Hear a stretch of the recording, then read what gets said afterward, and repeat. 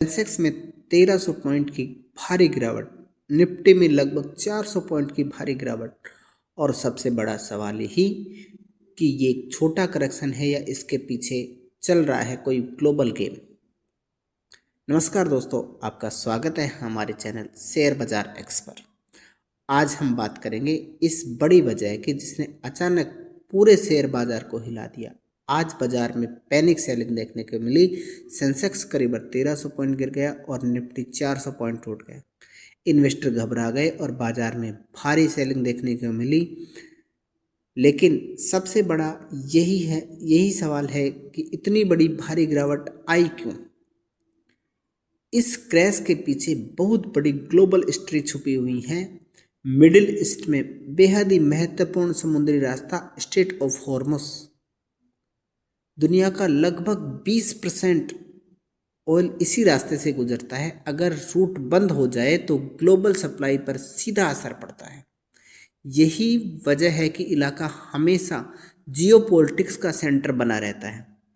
आज मार्केट में panic selling की शुरुआत इसी कारण से हुई। आज मार्केट में पैनिक सेलिंग हुई, इस एक खबर के कारण हुई।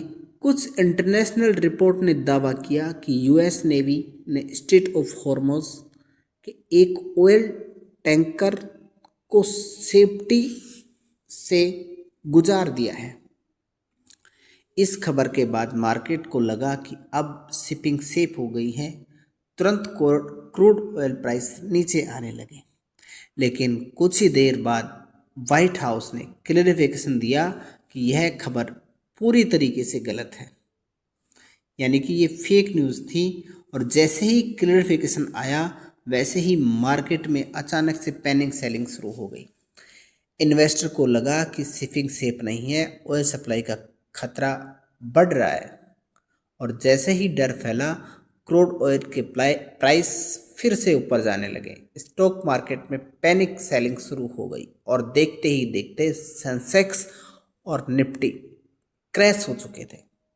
रिपोर्ट्स के अनुसार ईरान ने स्ट्रेट ऑफ हॉर्मुज में माइंस डिप्लॉय कर दी हैं, यानी कि अगर कोई जहाज इस रूट से गुजरता है तो उस पर हमले का खतरा हो सकता है।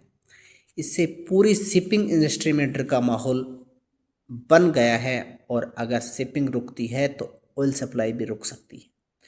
कई एक्सपर्ट का मानना है कि यह सिर्फ एक जियोपॉलिटिकल कॉन्फ्लिक्ट नहीं है। कुछ लोगों का मानना है कि अमेरिका इस रूट को कंट्रोल करना चाहता है। अगर स्ट्रेट ऑफ हॉर्मुज को कंट्रोल में आ जाता है तो ग्लोबल सप्लाई पर उनका कंट्रोल मिल सकता है और इसका असर पूरी दुनिया की इकोनॉमी पर पड़ेगा।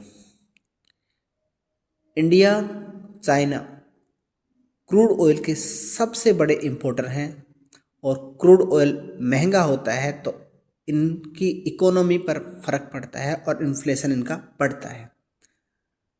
स्टॉक मार्केट गिर सकता है, यानी कि मिडिल ईस्ट में टेंशन बढ़ने पर सबसे बड़ा खतरा इंडिया और चाइना पर पड़ता है। अगर मार्केट दो खबरों का इंतजार कर रहा है, पहली खबर इंटरनेशनल एनर्जी एजेंसी यानी कि आईईए की तरफ से आ सकती है। यह एजेंसी डिसाइड कर सकती है कि ग्लोबल ऑयल रिसेशन रिलीज किए जाएं या नहीं। अगर रिलीज होते हैं और क्रूड ऑयल प्राइस थोड़े स्टेबलिश हो सकते हैं। दूसरी खबर इंडियन गवर्नमेंट की तरफ से आ सकती है। जल्द ही सरकार ऑयल और गैस सिचुएशन को लेकर प्रेस कॉन्फ्रेंस कर सकती है और कंटिन्यूसली प्लान अनाउंस कर सकती है और मार्केट थोड़ा कॉन्फिडेंस मिलेगा। ऐसे समय में इन्वेस्टर के लिए सबसे बड़ा ज़रूरी है कि पैनिक सेलिंग में बेचे नहीं, लॉन्ग टर्म इन्वेस्टर होल्ड करें और ग्लोबल न्यूज़ पर नज़र रखें। कई बार मार्केट में फियर टेम्परेरी होता है लेकिन लॉन्ग टर्म ट्रेंड अलग होता है। दोस्तों, आज मार्केट क्रैश सिर्फ इकोनॉमिक्स कारणों से नहीं, इसके पीछे फेक न्यूज़, जियोपॉलिटिकल टेंशन और ऑयल सप्लाई का डर जैसे बड़े कारण हैं। यही वजह है कि ग्लोबल मार्केट में अभी बेहद सेंसिटिव बने हुए हैं।